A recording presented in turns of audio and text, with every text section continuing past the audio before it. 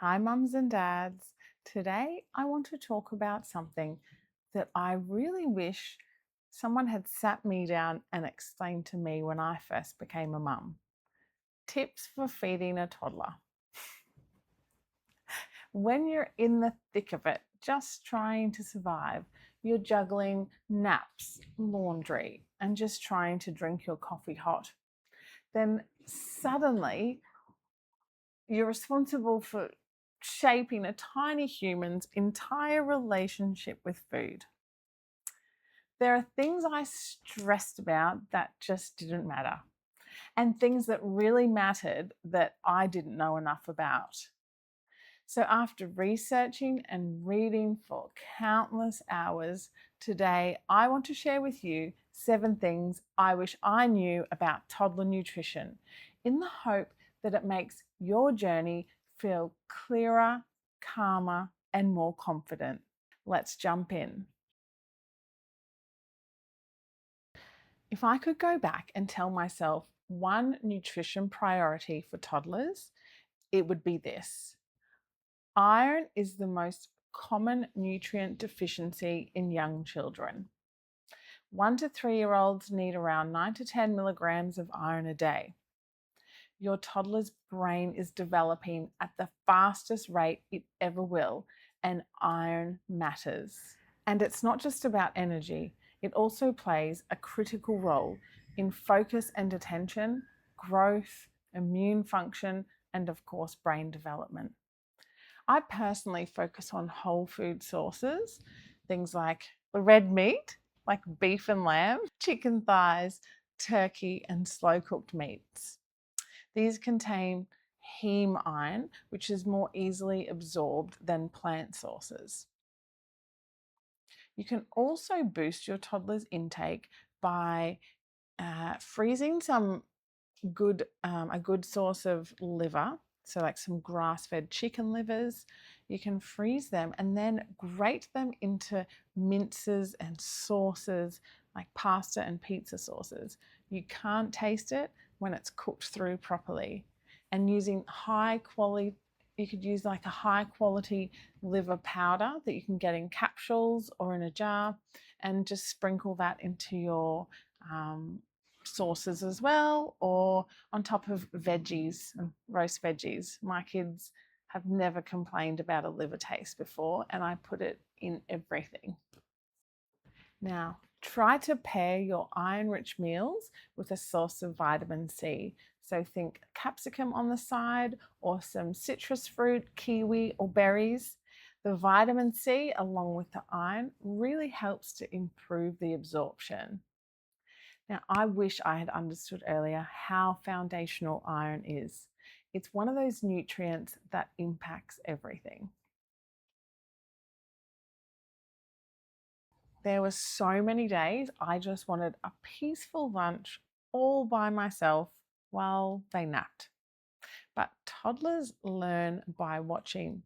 So let's try and eat every meal that we can with them. They learn how to eat, what to eat, how to behave at the table, how to respond to new foods. Meal times are about more than just nutrition. They're about modeling behaviors. So whenever you can, sit together, remove distractions like screens, keep the environment nice and calm, offer food without pressure or forcing. When we create a relaxed, pressure-free environment, we help them build a healthy relationship with food, and that relationship will follow them for life. Okay, this one changed everything for me. A balanced plate trumps a perfect meal. Instead of obsessing over whether they ate enough, I started focusing on whether the plate was balanced. So we should be aiming for a mix of quality carbohydrates, protein, and healthy fats. So by carbohydrates, I mean some nice starchy veggies, like a brown rice, legumes or chickpeas, even a really nice sourdough or a nice pasta. Protein, I think you know what protein is: meat, eggs, tofu, salmon or sardines. And the healthy fats: avocado, olive oil, and nut butters. We need to be aiming for 3 meals a day and about 2 or 3 healthy snacks. We just need to be mindful about snack portions. Snacks should just help to bridge hunger between meals, but not replace them. If snacks are too big or frequent, it could completely wipe out their appetite for proper meals. This one saved my sanity. New foods need repetition and a lot of it. If your toddler rejects new foods, it doesn't mean that they hate it. Research shows it can take up to 15 exposures, sometimes more, before a child accepts a new food. So instead of making it a battle, offer new foods in small portions so you don't overwhelm them. Pair them with their familiar favorites, so also always have your safe foods on the plate. Keep it low pressure. You don't have to force them to eat it. Stay neutral, definitely no bribing, that's a big one and a hard one. Just need calm repetition over time. So even if they're like touching it, licking it, squishing it, that's progress.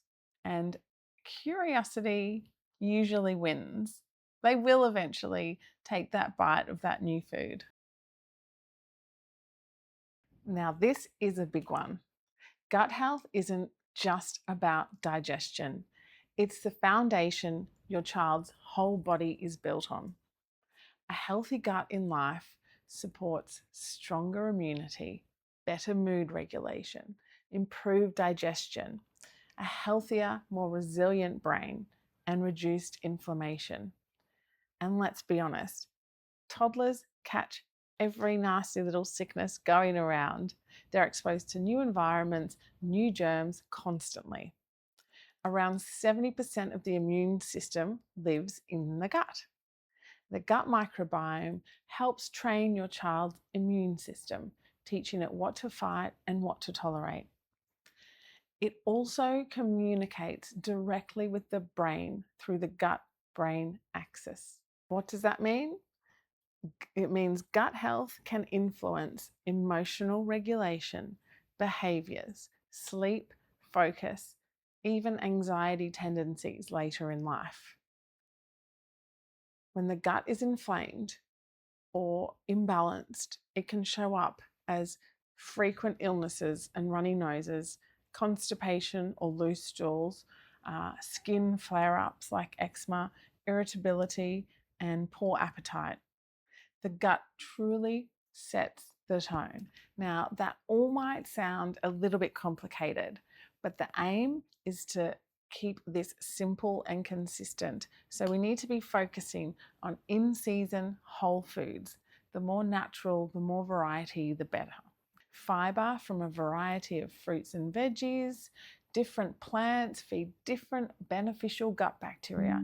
So variety builds diversity. Fermented foods, things like a good cultured yogurt with like 0 sugar or very limited sugar, kefir and sauerkraut. Just start off small and build up gradually. Now, we need to limit ultra processed foods and snacks. I know they're very convenient. Trust me, I've been there. But they're really low in fiber, high in additives, oils and sugars. They just don't nourish your child's gut microbiome.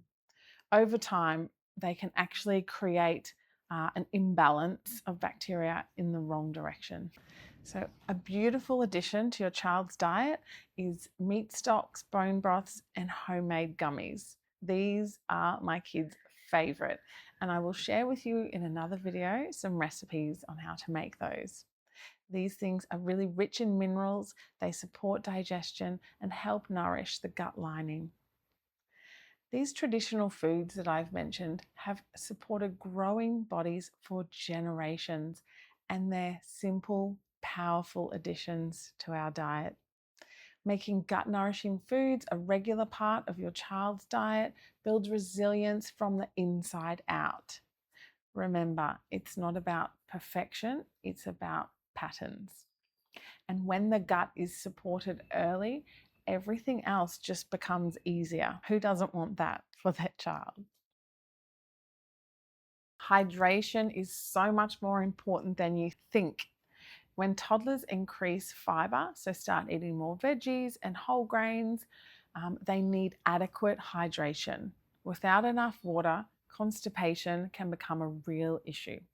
So, make water their number one main drink. Limit the juices and the sugary drinks. Offer water consistently throughout the day, and let's make it fun. If your kid's not big on drinking their water plain, we can slice up some fruit and put it in. You can play a game of like, what fruit's hiding in the water today? My kids love throwing in frozen berries. They color the water like a pink or even a purpley color. It's just so fun. Even better, something I did for my youngest was create a little water station. So toddlers love independence, right? So get a little jug, some toddler-sized cups, and they can pour themselves a drink whenever they like. And because they've got that independence, they'll feel really good about themselves, pouring their own cup of water, and they're more likely to drink more water. Let's keep it simple and keep it fun. Now, I know it's quicker to do it yourself, but let's get them involved in food prep. I know it gets messy, but involving your toddler changes everything. You can let them wash the fruit or the veggies in a sink full of water. Spoon yogurt or things into bowls. Mix the bowl. Sprinkle in some herbs. You can even get these really great kitty cutter knives and crinkle cutters so they feel like they're helping you chop up the fruit and veggies.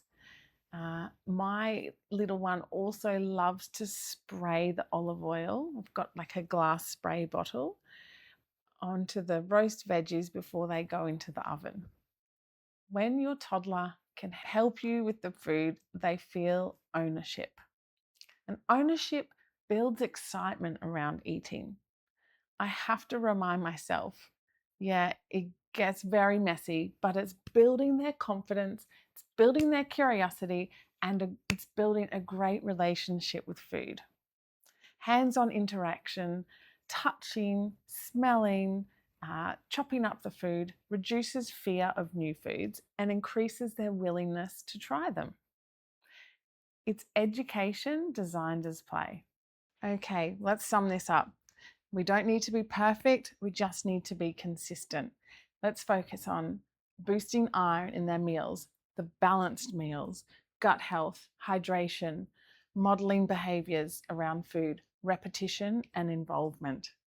Small daily habits shape your child's long-term health.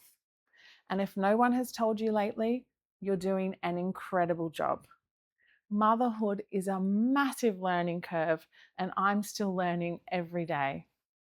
If this video has helped you, share it with another mum who might need it.